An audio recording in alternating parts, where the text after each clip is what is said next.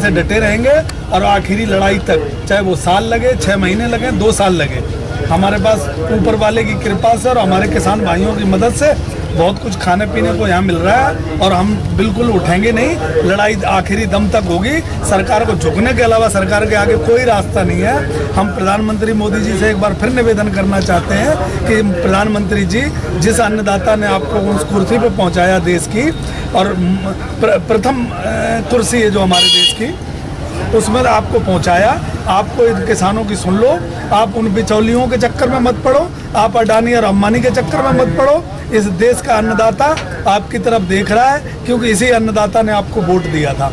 और प्रधानमंत्री जी से मैं ये कह देना चाहता हूँ कि प्रधानमंत्री जी, जब ये अन्नदाता अगर ऊपर वाले से गुहार लगाता है, ऊपर वाले से मांग करता है, तो बंजर जमीन को जो है ना अपनी उपजाऊ फसल बना देता है। सरकारें अगर बिगड़ने के काम करेंगी तो ये अन्नदाता सरकार को बनाने का काम भी करता है। तो इसलिए प्रधानमंत्री जी, मैं आपसे कहता हूँ, अन्नदाताओं की सुनो। लेकिन 6 दौर की वार्ता हो चुकी है सरकार के साथ में, कोई बात बनती नहीं दिख रही है। सरकार अभी हल्के में ले रही है। सरकार का मामला ये है कि ये किसान 1000-2000 पड़े, इनको इधर बॉर्डर पे पड़े, 1,50,000 उधर बॉर्डर पे पड़े, इससे कुछ होने वाला नहीं है। मैं सरकार को बता देना चाहता हूँ कि अब हमारी बुवाई हो गई है, छोल भी हो रही है और वो भी निपट जाएगी 10-15 दिनों में। अब वहाँ से उस तरीके से लोग आ रहे हैं कि आपको संभालना भारी पड़ जाएगी, व्यवस्थाएं आपकी भंग हो जाएंगी। और उत्तर प्रदेश से जितनी भी सीमाएं लगती हैं, उधर राजस्थान से और हरियाणा से जितनी सीमाएं लगती हैं, वो सीमाएं सारी बंद हो जाएंगी। इतनी पब्लिक आएगी कि आपको दिल्ली से बाहर निकलना, दिल्ली के लोगों को अंदर जाना बहुत मुश्किल हो जाएगा। कुछ किसानों ने समर्थन दे दिया है और आप कह रहे हैं कि भाई बहुत दूर हो जाएगा, सारे लोग आ जाएंगे। एक्चुअली वो किसान नहीं है ना, वो बीजेपी की बी टीम है। वो बीजेपी की बी टीम है। किसान जो है सही अन्नदाता है, वो आज यहाँ रोडों पे पड़ा है और मोदी जी के खिलाफ और बीजेपी सरकार ने जो ये काले कानून पास किए हैं उसके खिलाफ तब तक लड़ाई लड़ेगा जब तक इस शरीर में हमारे में एक हिंदुस्तान का दाना रहेगा, तब तक लड़ाई लड़ेंगे। वो किसान नहीं थे जो आप पूछ रहे हो, वो बीजेपी के बी टीम है। बीजेपी अपने लोगों को इस तरीके से फंसाती है और उन्हें बहकाती है, और हमें एक बार हम भी बहक गए थे उसी में, अब हम बहकने वाले नहीं हैं। किशन पाल जी, सही बात अभी तक कोई नहीं कर रहा है। अब जैसे इन्होंने बिल पास कर दिया, बिल पास करने के बाद में सुप्रीम कोर्ट में फिर आर्टिकल 560 एक्ट के तहत वहाँ उसको रद्द कराना पड़ेगा, जब ही तो बिल वापस होगा। इस बात पे कोई सोच नहीं रहे, क्योंकि आपको तो इस समय सांसदों को घर घेरना चाहिए, भाई इसको ऑर्डिनेंस लाओ।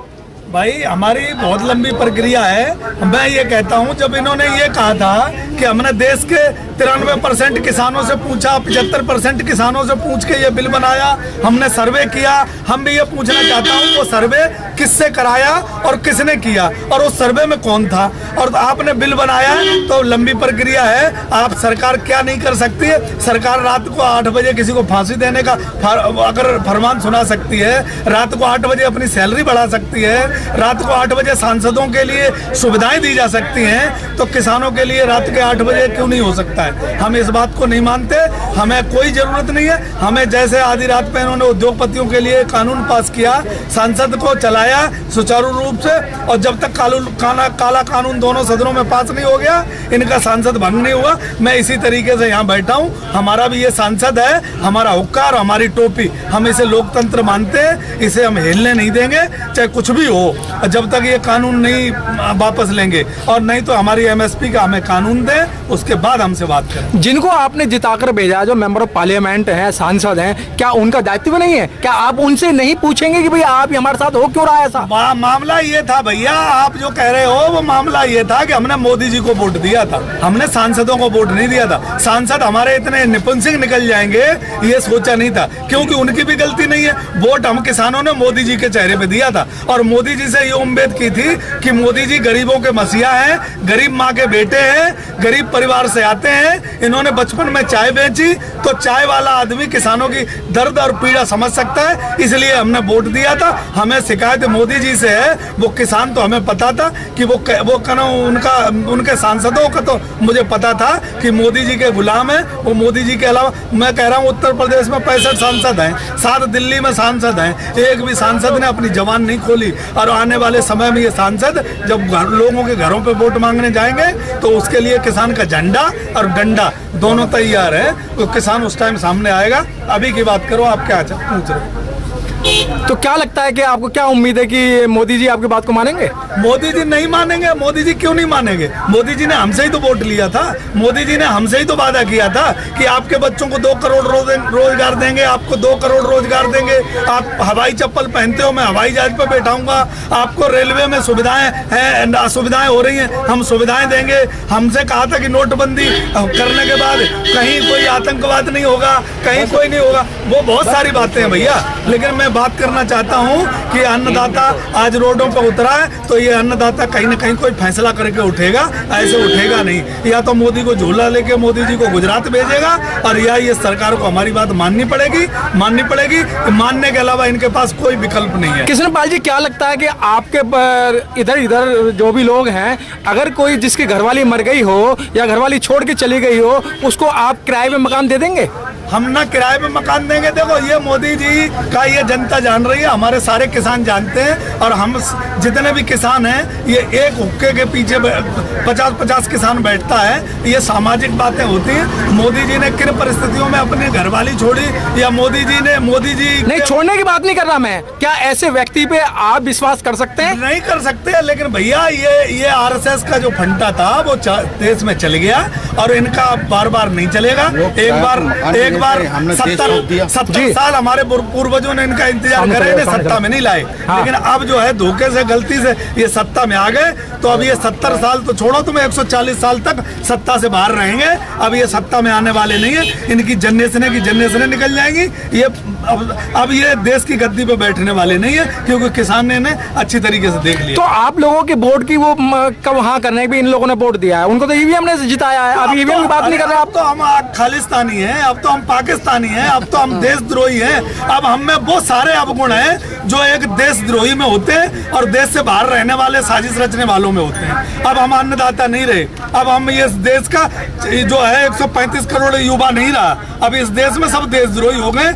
अगर है देश का सही, तो मोदी जी हैं और अमित शाह जी हैं, और उनके दोनों अमित शाह के तो बच्चे भी हैं, क्योंकि उन्होंने अपने बच्चे को सरकार में आते ही बुलंदियों पे पहुंचा दिया। रविशंकर जी ने अपने बच्चे, मैं ये कहता हूं, रविशंकर अपने बच्चे का और अमित शाह जी अपने बच्चे का यहाँ किसी बच्चे से मुकाबला करवा दें, किसी नौजवान साथी से मुकाबला करवा दें, उन्हें पता चल जाएगा तुम्हारे बच्चे की क्या काबिलियत है। और मैं कहता हूं अमित शाह और रविशंकर दोनों आ जाएं, यहाँ डिबेट कर लें। एक कार्यकर्ता, एक किसान का बेटा, सबसे कमजोर और सबसे तुम्हें लगता हो ना कम बुद्धिमान है, उससे आगे डिबेट कर लो। जो तुमने एमएसपी और जो तुमने अपने कानून बनाए उन पर आके चर्चा कर लो। क्यों नहीं कर लेते? वो ये कहते हैं किसान को बहका दिया गया। अरे तब बहका नहीं दिया था, बहका हमें 2014 में दिया था और बहका हमें 2019 में दिया था। अब तो सही समय पे किसान की आंख खुल गई है, और किसान तब उठेगा जब अपने खिलाफ जो तुमने किसान के खिलाफ जो कानून बनाए और उद्योगपतियों के चरणों में जो देश समर्पण कर दिया है पूरा देश को, अब ये किसान मानने वाला नहीं है। इसका यहाँ से या तो अब हम उठेंगे तो अपनी बॉडी के साथ उठेंगे, और या कानून वापस के साथ उठेंगे। इससे पहले हम उठने वाले नहीं यहाँ से। तुम जितनी फौज लगा लो, जितनी पुलिस लगा लो, और आने वाला समय आपके लिए और खतरनाक है। जो हमारे भाई हरियाणा से, मध्य प्रदेश से, उत्तर प्रदेश से चल दिए, वो आज और कल में पहुंच जाएंगे रात तक। अच्छा, आप क्या कर रहे? इधर लाओ क्या करते हैं आप? अरे ये बताइए, आप कहेंगे देश भर से किसान आएंगे, लेकिन जो सरकार है उसने रेल बंद कर रखी है देश में, तो कैसे पहुंचाएगी? अरे आ जाएंगे भैया, हम पैदल चलने वाले आदमी, हमें रेल में अगर 200 रुपए का टिकट मिलती तब तो हम चलते थे। अब ये देख लो, किसानों ने सरकार ने रास्ते बंद किए, और ये नए युवा, नए लड़के, और ये सरकार के रास्ते तोड़ते चले आए। इन्होंने रोड पे हमें गड्ढे खोद के दिए, हम उन गड्ढों को बंद करते चले आए। तो ये हमारे लिए रेल ना चलाएं, हवाई जहाज मोदी जी का मुबारक हो। हमें हमारी रोटी और प्याज अगर मिलता रहे, और हमें ये लंगर खाने को मिलता रहे, तब तक हमारे शरीर में खून रहेगा। हम इस सरकार से लड़ने को तैयार हैं, चाहे जब तक। गणतंत्र दिवस आ रहा है, तो आपकी कुछ बनने रणनीति? गणतंत्र दिवस आ रहा है, ये जो पगड़ी वाले हमारे युवा हैं और जो टोपी वाले किसान हैं, इनकी अब की बार 26 जनवरी पर अगर परेड नहीं करा दी तो हम भी किसान के बेटे नहीं है। अगर अभी आने दो तुम गणतंत्र दिवस पर मोदी जी अब की सलामी अगर लेंगे, और माननीय महिम राष्ट्रपति जी सलामी लेंगे, तो इन युवाओं की लेंगे। जो पगड़ी वाले और टोपी वाले हमारे युवा हैं, उनकी सलामी लेंगे। और ये देख लेना तुम, आने वाला 26 जनवरी पे हम भी यहीं रहेंगे और आप भी यहीं रहोगे।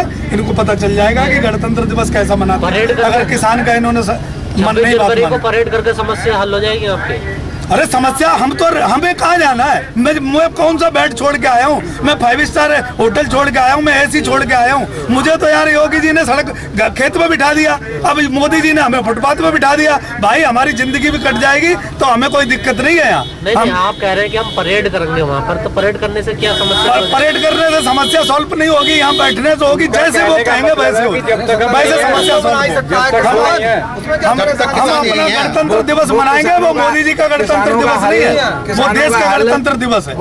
ऐसे निकालें, उसके बाद अपने भाषण दें, उसमें हम भी अपना योगदान करेंगे, किसान भी अपना योगदान करेंगे। मोदी जी का कोई नहीं है तो इसलिए मैं आपसे कहना चाहता हूँ कि हम सब तैयार हैं, और जब तक ये लड़ाई लड़े, मोदी जी को लगता है कि मैं जितना कमजोर पड़ता जा रहा हूँ उतना ही मोदी जी का चश्मा अपना बदल ले, हरा चश्मा किसी को बांटने की कोशिश ना करें। हम आए दिनों दिन जितना आंदोलन टाइम गुजरता जा रहा है, हम मजबूत होते जा रहे हैं। उन्हें जो करना है, अमेरिका के ट्रंप से सलाह लेनी है वहाँ सलाह ले ले, पाकिस्तान से सलाह लेनी है वहाँ ले ले, रूस से सलाह लेनी है वहाँ ले ले। अब हमारा किसान सलाह लायक नहीं रहा। अब ये 2014 के बाद जब 24 में और 22 में वोट मांगने जाएंगे तब हम इन्हें सही सलाह देंगे।